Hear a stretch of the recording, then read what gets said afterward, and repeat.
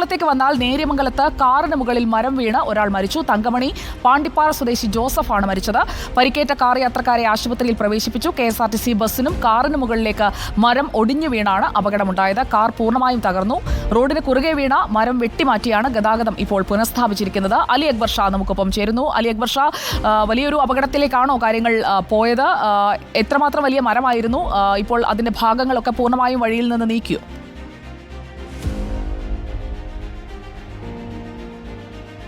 സുജിയ, വലിയൊരു അപകടം തന്നെയാണ് ഇന്ന് ഉച്ചയ്ക്ക് 2:30യോടുകൂടി ഈ കൊച്ചി ധനുഷ്കോടി ദേശീയപാതയിൽ ഉണ്ടായത്. നേര്യമംഗലത്ത് വെച്ചായിരുന്നു ഒരു വൻമരം കടപുഴകി വീഴുന്ന സാഹചര്യം ഉണ്ടായത്. ഈ പ്രദേശത്ത് ചെറിയ രീതിയിലുള്ള ബ്ലോക്ക് ആ ഘട്ടത്തിൽ തന്നെ ഉണ്ടായിരുന്നു. ഈ ബ്ലോക്കിൽ കിടക്കുമ്പോഴാണ് ഈ മരം കടപുഴകി ഇവിടെ ഉണ്ടായിരുന്ന കാറിന് മുകളിലേക്ക് വീണത്. ഇടുക്കി രാജകുമാരി സ്വദേശികളുടെ കാറിന് മുകളിലേക്കാണ് ഈ മരം വന്ന് പതിച്ചത്. ഇതിൽ ജോസഫ് എന്ന് പറയുന്നയാൾ അവിടെ നിന്ന് തന്നെ സംഭവത്തിൽ മരിച്ചു.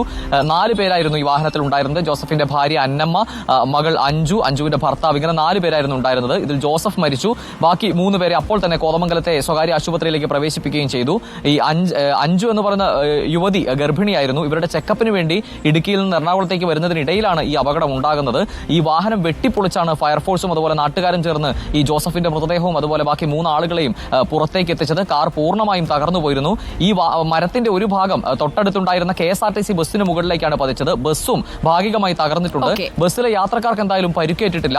വലിയൊരു ദുരന്തമാണ് തലനാരിഴയ്ക്ക് ഒഴിവായതെന്ന് പറയേണ്ടി വരും സുജിയ. കാരണം ബസ്സിലെ യാത്രക്കാർ കൂടി അപകടത്തിൽ പെട്ടിരുന്നെങ്കിൽ വലിയൊരു ദുരന്തമായി മാറിയേനെ. എന്തായാലും ഒരു മരണമാണ് ഈ സംഭവത്തിൽ ഉണ്ടായിരിക്കുന്നത് സുജിയ. തങ്കമണി സ്വദേശി ജോസഫിന്റെ മരണമാണ് മരം വീണ് ഉണ്ടായത്.